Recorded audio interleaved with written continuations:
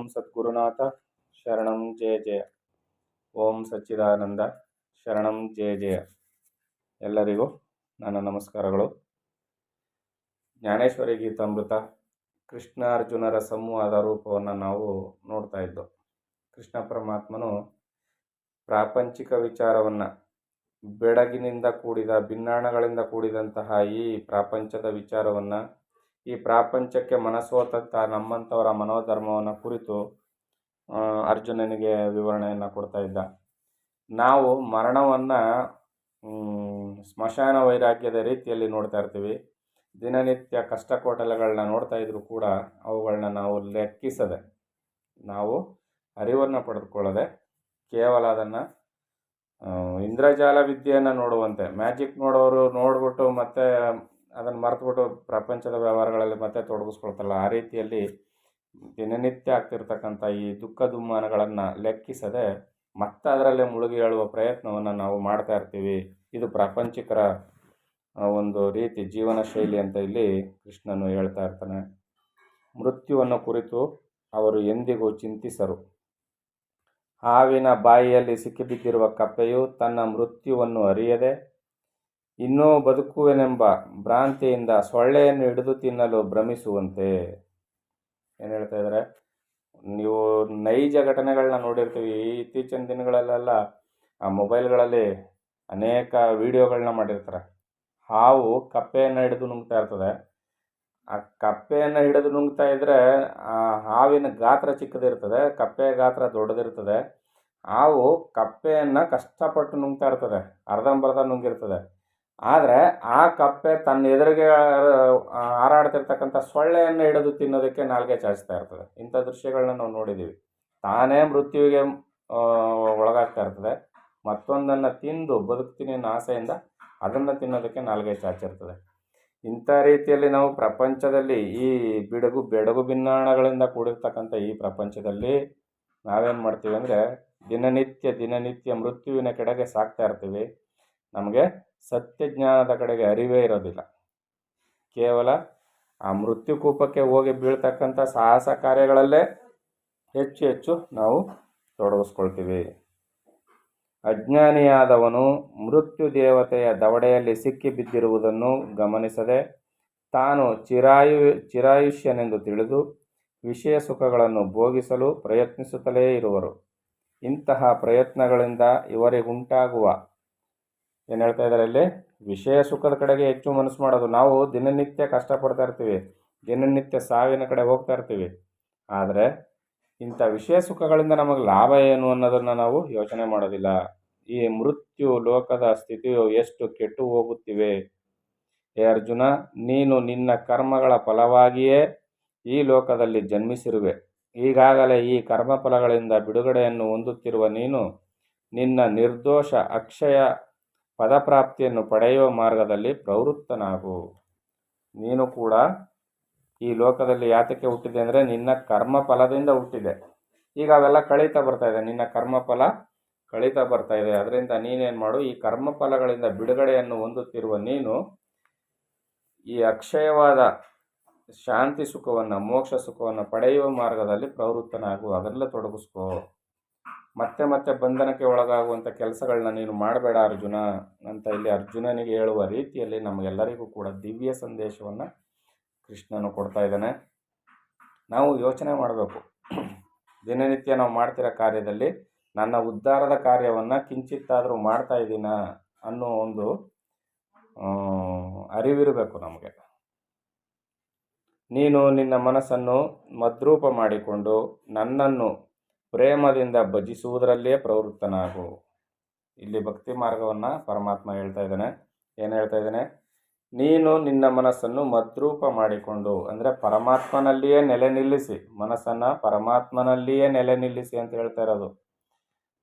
ಇತ್ತೀಚೆಗೆ ಶ್ರೀರಾಮಕೃಷ್ಣ ಪರಮಹಂಸರ ವಿಚಾರದಲ್ಲಿ ಒಂದು ಮಾತು ಕೇಳಿ ಬಂತು.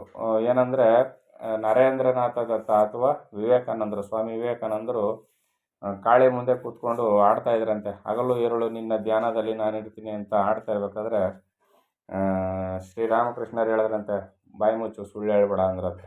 ಬಾಯಿ ಮುಚ್ಚು ಸುಳ್ಳು ಹೇಳ್ಬೇಡ ಅಂದ್ಬಿಟ್ಟು ಹಗಲು ಒಂದ್ಸಲಿ ಇರುಳು ಒಂದ್ಸಲಿ ಪ್ರಾರ್ಥನೆ ಮಾಡ್ತೀನಿ ಅಂತೇಳು, ಹಗಲು ರಾತ್ರಿ ಬಿಡದೆ ಪ್ರಾರ್ಥನೆ ಮಾಡಿದಿದ್ರೆ ದೇವಿ ಪ್ರತ್ಯಕ್ಷ ಆಗ್ತಿದ್ಲು ಅಂತ. ಆ ರೀತಿಯಲ್ಲಿ ನಾವೇನು ಮಾಡ್ತೀವಿ ಅಂದರೆ ಹಗಲು ಒಂದ್ಸಲಿ ಇರುಳು ಒಂದ್ಸಲಿ ಪರಮಾತ್ಮನ ಧ್ಯಾನ ಮಾಡಿಬಿಡ್ತೀವಿ ಅಷ್ಟೇ. ಆದರೆ ಇಲ್ಲಿ ಕೃಷ್ಣ ಏನು ಹೇಳ್ತಿರೋದು, ನೀನು ನಿನ್ನ ಮನಸ್ಸನ್ನು ಮದ್ರೂಪ ಮಾಡಿಕೊಂಡು ಹಗಲಿರುಳೆನ್ನದೆ ನೀನು ನನ್ನ ಚಿಂತನೆಯಲ್ಲಿ ತೊಡಗಿಕೊಂಡಿರು ಅಂತ. ಹಾಗಾದರೆ ಬೇರೆ ವ್ಯವಹಾರ ಮಾಡೋದು ಹೇಗೆ ಅಂದರೆ, ವ್ಯವಹಾರ ನಡೀತಾ ಇರ್ತದೆ, ಮನಸ್ಸು ಮಾತ್ರ ಪರಮಾತ್ಮನಲ್ಲಿಯೇ ನೆಲೆ ನಿಲ್ಲಬೇಕು. ಅನೇಕ ಉದಾಹರಣೆಗಳನ್ನೀಗೆಲ್ಲ ಕೊಟ್ಟಿದ್ದೀವಿ. ಅನೇಕ ಉದಾಹರಣೆಗಳನ್ನೆಲ್ಲ ನೀವೆಲ್ಲ ಕೇಳ್ಪಟ್ಟಿದ್ದೀರಿ, ಹಲವು ಕಡೆ ಕೇಳಿದ್ದೀರಿ. ಈಗ ಒಂದು ಹಸು ಆಗ್ತಾನೆ ಕರು ಹಾಕಿರ್ತದೆ, ಒಂದು 2-3 ದಿನ ಆಗಿರ್ತದೆ, ಅದನ್ನು ಮೇಯೋದಕ್ಕೆ ಹೊರಗಡೆ ಹೊಡ್ಕೊಂಡು ಹೋಗ್ತಾರೆ. ಅದು ಹುಲ್ಲು ಮೇಯ್ತಾ ಇರ್ತದೆ, ಹುಲ್ಗಾವನಲ್ಲಿ ಹುಲ್ಲು ಮೇಯ್ತಾ ಇರ್ತದೆ. ಆದರೆ ಕರುವನ್ನು ನೆನೆಸ್ಕೊಂಡು ಕಿರ್ಚ್ತಾನೆ ಇರ್ತದೆ, ಮನೆ ಕಡೆ ಧಾವಿಸಿ ಬರ್ತಾನೆ ಇರ್ತದೆ, ಮತ್ತೆ ಓಡಿಸ್ತಾರೆ, ಮತ್ತೆ ಓಡ್ಬರ್ತಾ ಇರ್ತದೆ. ಈ ರೀತಿಯಲ್ಲಿ ವ್ಯವಹಾರವನ್ನು ಮಾಡ್ತಾ ಇದ್ರೂ ಕೂಡ ಪರಮಾತ್ಮನ ವಿಚಾರದಲ್ಲಿ ನಮ್ಮ ಮನಸ್ಸೆಲ್ಲವೂ ಆಧ್ಯಾತ್ಮ ಸಾಧನೆಯ ವಿಚಾರದಲ್ಲಿ ತೊಡಗಿಸ್ಕೊಂಡಿರ್ಬೇಕೆ ಹೊರತು ನಾವು ಪ್ರಾಪಂಚಿಕ ವಿಚಾರದಲ್ಲಿ ತೊಡಗಿಸ್ಕೋಬಾರ್ದು ಅಂತ ಇಲ್ಲಿ, ನೀನು ನಿನ್ನ ಮನಸ್ಸನ್ನು ಮದ್ರೂಪ ಮಾಡಿಕೊಂಡು ನನ್ನನ್ನು ಪ್ರೇಮದಿಂದ ಭಜಿಸುವುದರಲ್ಲಿಯೇ ಪ್ರವೃತ್ತನಾಗು. ನನ್ನನ್ನು ಪ್ರೀತಿಯಿಂದ, ಪ್ರೇಮದಿಂದ, ನಿಜವಾದ ಆ ಪ್ರೇಮದಿಂದ ಭಜಿಸು, ಧ್ಯಾನಿಸುವಂತ ಪರಮಾತ್ಮ ಹೇಳ್ತಾ ಇದ್ದಾನೆ. ಎಲ್ಲೆಲ್ಲಿಯೂ ನಾನೇ ಇರುವೆನೆಂದು ತಿಳಿದುಕೊಂಡು ನಮಸ್ಕರಿಸು. ಎಲ್ಲೆಲ್ಲಿಯೂ ನಾನೇ ಇರುವೆನೆಂದು ತಿಳಿದುಕೊಂಡು ನಮಸ್ಕರಿಸು ಅಂದ್ರೇನು? ನಾವೊಂಥರ ಚಿಕ್ಕದಾಗಿ ತಗೊಬಿಡ್ತೀವಿ ಮಾತನ್ನು. ಎಲ್ಲದರಲ್ಲೂ ಪರಮಾತ್ಮ ಇದ್ದಾನೆ ಅಂತ ನಿಂತ್ಕೊಂಡು ಒಂದು ಕಡೆ ನಿಂತ್ಕೊಂಡು ಏನೇನು ಕಾಣ್ತಾ ಇದೆ ಎಲ್ಲದಕ್ಕೂ ನಮಸ್ಕಾರ ಅಂತ ಅಲ್ಲ, ಆ ಥರ ನಮಸ್ಕಾರ ಮಾಡುವಂತ ಅಲ್ಲ. ನಮಸ್ಕಾರ ಮಾಡೋದು ಅಂದರೆ ಏನು ಅಂದರೆ, ಎಲ್ಲವನ್ನ ಗೌರವಿಸು. ನೀನು ಹೇಗೆ ನಿನಗೆ ಸೌಖ್ಯವನ್ನು ಬಯಸ್ತೀಯೋ, ಎಲ್ಲರೂ ನನ್ನನ್ನು ಗೌರವಿಸಬೇಕು, ಎಲ್ಲರೂ ನನಗೆ ಉನ್ನತ ಸ್ಥಾನಮಾನದ ಗೌರವವನ್ನು ಕೊಡಬೇಕು, ಎಲ್ಲರೂ ನನ್ನನ್ನು ಮರ್ಯಾದೆಯಿಂದ ಕಾಣಬೇಕು, ಎಲ್ಲರೂ ಪ್ರೀತಿಯಿಂದ ಕಾಣಬೇಕು, ಎಲ್ಲೂ ನನಗೆ ನೋವಾಗಬಾರ್ದು, ಅವಮಾನ ಆಗಬಾರ್ದು. ಈ ರೀತಿಯಲ್ಲಿ ನೀನು ಹೇಗೆ ನಿನಗೆ ನೀನು ಒಳಿತನ್ನು ಬಯಸ್ಕೊಳ್ತೀಯೋ, ಜಗತ್ತಿನಲ್ಲಿ ನಿನ್ನ ಸುತ್ತಮುತ್ತ ಇರತಕ್ಕಂಥ ಪರಿಸರದಲ್ಲಿ ಏನೇನು ಕಾಣ್ತೀಯೋ, ಯಾವುದ್ರ ಜೊತೆ ಸಂಪರ್ಕ ಮಾಡ್ತೀಯೋ, ಅವೆಲ್ಲದರಲ್ಲಿಯೂ ಕೂಡ ಪರಮಾತ್ಮನಿದ್ದಾನೆ ಅಂತ ತಿಳ್ಕೊಂಡು ನಿನಗೇನೇನು ಒಳ್ಳೆಯದನ್ನು ಬಯಸ್ತೀಯೋ ಅದೇ ಒಳ್ಳೆಯದನ್ನು ಅವಕ್ಕೂ ಬಯಸಬೇಕು. ಇದೇ ನಿಜವಾದ ನಮಸ್ಕಾರ. ಕೈ ಮುಗಿದು ಎಲ್ಲದಕ್ಕೂ ನಮಸ್ಕಾರ ಹೇಳಬೇಕಾದ ಅವಶ್ಯಕತೆ ಇಲ್ಲ. ಎಲ್ಲ ಸಕಲ ಚರಾಚರ ವಸ್ತುಗಳನ್ನು ತನ್ನಂತೆ ಬಗೆದೊಡೆ ಅವನು ಜ್ಞಾನಿ. ಇದನ್ನೇ ಇಲ್ಲಿ ಹೇಳ್ತಾ ಇರೋದು. ಏನು? ಎಲ್ಲೆಲ್ಲಿಯೂ ನಾನೇ ಇರುವೆನೆಂದು ತಿಳಿದುಕೊಂಡು ನಮಸ್ಕರಿಸು. ಕೇವಲ ನನ್ನಲ್ಲಿ ಲಕ್ಷ್ಯವನ್ನಿಟ್ಟು ಸಮಸ್ತ ಸಂಕಲ್ಪಗಳನ್ನು ಬಿಟ್ಟು ಬಿಡುವುದೇ ನನ್ನ ಯಜ್ಞವು. ನನಗೆ ನೀನು ಯಜ್ಞ ಮಾಡಬೇಕಾದ್ರೆ ಒಂದು ಯಜ್ಞಶಾಲೆಯನ್ನು, ಯಜ್ಞಕುಂಡವನ್ನು ಅಲ್ಲಿ ಸೃಷ್ಟಿ ಮಾಡಿ ಅನೇಕ ಹವಿಸ್ಸುಗಳನ್ನು ತಂದು ಅಲ್ಲಿ ಹಾಕಿ ನನಗೆ ಒಂದು ಪ್ರಾಣಿಯನ್ನು ಬಲಿ ಕೊಟ್ಟು ನೀನು ಯಜ್ಞ ಮಾಡಬೇಕಾದ ಅವಶ್ಯಕತೆ ಇಲ್ಲ. ಮತ್ತೇನು? ಕೇವಲ ನನ್ನಲ್ಲಿ ಲಕ್ಷ್ಯವಿಟ್ಟು ಸಮಸ್ತ ಸಂಕಲ್ಪಗಳನ್ನು ಬಿಟ್ಟು ಬಿಡುವುದೇ ನನ್ನ ಯಜ್ಞವು. ಒಂದಾದ್ಮೇಲೆ ಒಂದು ಸಂಕಲ್ಪಗಳನ್ನ ಮಾಡ್ತಾ ಇರ್ತೀವಲ್ಲ ನಾವು, ಆ ಸಂಕಲ್ಪಗಳನ್ನು ಬಿಟ್ಟು ಬಿಡುವುದೇ ನಿಜವಾದ ಯಜ್ಞ. ಆ ಸಂಕಲ್ಪವನ್ನು ಬಿಡಬೇಕಾದ್ರೆ ಏನು ಮಾಡಬೇಕು? ನಮ್ಮ ಉಸಿರಾಟದ ಕಡೆ ನಮ್ಮ ಮನಸ್ಸು ಯಾವಾಗಲೂ ಲಕ್ಷ್ಯದಲ್ಲಿ ನೆಟ್ಟಿರಬೇಕು. ಉಸಿರಾಟದ ಜೊತೆಯಲ್ಲಿ ಗುರು ಕೊಟ್ಟ ಮಂತ್ರವನ್ನು ಜಪ ಮಾಡುವ ಒಂದು ಕ್ರಮವನ್ನು, ಅಭ್ಯಾಸವನ್ನು ಮಾಡ್ಕೋಬೇಕು ದಿನನಿತ್ಯ. ಆಗ ಮಾತ್ರ ಅದು ನಿಜವಾದ ಯಜ್ಞ ಅನ್ನಿಸ್ಕೊಳ್ತದೆ. ನೀನು ಈ ರೀತಿ ನನ್ನ ಧ್ಯಾನ ಸಂಪತ್ತನ್ನು ಉಳ್ಳವನಾಗಿ, ಆಗ ನಿನಗೆ ನನ್ನ ಸ್ವರೂಪ ಪ್ರಾಪ್ತಿಯು ಉಂಟಾಗುವುದು. ನಿನಗೆ ಈ ದಿನ ನನ್ನ ಮನಸ್ಸಿನ ರಹಸ್ಯವನ್ನು ಹೊರಗಿಡುವೆನು. ನಾನು ಇದುವರೆಗೂ ಯಾರಿಗೂ ತಿಳಿಯದಂತೆ ಗುಪ್ತವಾಗಿಟ್ಟಿದ್ದ ಈ ವಿದ್ಯೆಯನ್ನು ಪಡೆದು ಪೂರ್ಣ ಸುಖಿಯಾಗು. ನಾನು ನನ್ನ ಆಂತರ್ಯದಲ್ಲಿಟ್ಟಿದ್ದ ಈ ಪರಮ ರಹಸ್ಯವನ್ನು ನಿನಗೆ ಹೇಳ್ತಾ ಇದ್ದೀನಿ ಅರ್ಜುನ. ಇದನ್ನು ತಿಳ್ಕೊ. ಇದನ್ನು ತಿಳ್ಕೊಂಡು ನೀನು ಪರಮ ಸುಖಿಯಾಗು ಅಂತ ಇಲ್ಲಿ ಕೃಷ್ಣ ಪರಮಾತ್ಮನು ಹೇಳ್ತಾ ಇದ್ದಾನೆ.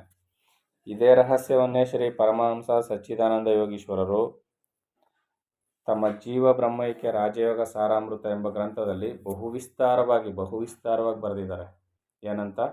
ನಮ್ಮ ಮನಸ್ಸು ಪ್ರಾಪಂಚಿಕ ವ್ಯವಹಾರದಲ್ಲಿ ತೊಡಗಿಕೊಳ್ಳದೆ ಸದಾಕಾಲ ಯಾವ ರೀತಿಯಲ್ಲಿ ಪರಮಾತ್ಮನ ಚಿಂತನೆಯಲ್ಲಿ ತೊಡಗಿಸ್ಕೋಬೇಕು, ಸಂಕಲ್ಪಗಳನ್ನು ಒಂದು ಸಂಕಲ್ಪವೂ ಕೂಡ ಹುಟ್ಟದಂತೆ ನಾವು ಯಾವ ರೀತಿಯಲ್ಲಿ ಯಶಸ್ಸನ್ನು ಗಳಿಸ್ಬೋದು ಅನ್ನೋದನ್ನು ಆ 2 ಗ್ರಂಥದಲ್ಲಿ ಬಹಳ ವಿಸ್ತಾರವಾಗಿ ಪರಮ ರಹಸ್ಯವನ್ನು ಬರೆದಿಟ್ಟಿದ್ದಾರೆ. ಸಾಧನಾ ಮೆಥಡ್ ಅಂತಾರಲ್ಲ, ಆ ಸಾಧನಾ ವಿಧಾನಗಳನ್ನು ಬರೆದಿಟ್ಟಿದ್ದಾರೆ. ಇದನ್ನೆಲ್ಲ ತಾವು ಸಾಧ್ಯ ಆದಷ್ಟು ತರಿಸ್ಕೊಂಡು ತಿಳ್ಕೊಂಡು ತಿಳಿದವರಿಂದ ಮಾರ್ಗದರ್ಶನ ಪಡ್ಕೊಂಡು ಸಾಧಿಸಿದ್ದೇ ಆದರೆ ನಿಮಗೆ ಯಶಸ್ಸು ಸಾಧ್ಯ ಅಂತ ಹೇಳ್ತಾ, ನಾವು ಮುಂದಿನ ಆಡಿಯೋದಲ್ಲಿ ಏನು ಹೇಳ್ತಾರೆ ಅಂತ ಮುಂದಿನ ವಿಷಯವನ್ನು ನೋಡೋಣ. ಎಲ್ಲರಿಗೂ ಒಳ್ಳೆಯದಾಗಲಿ. ಓಂ ಸದ್ಗುರುನಾಥ ಶರಣಂ ಜಯ ಜಯ. ಓಂ ಸಚ್ಚಿದಾನಂದ ಶರಣಂ ಜಯ ಜಯ. ಹರಿ ಓಂ ತತ್ಸತ್. ಹರಿ ಓಂ ತತ್ಸತ್. ಹರಿ ಓಂ ತತ್ಸತ್.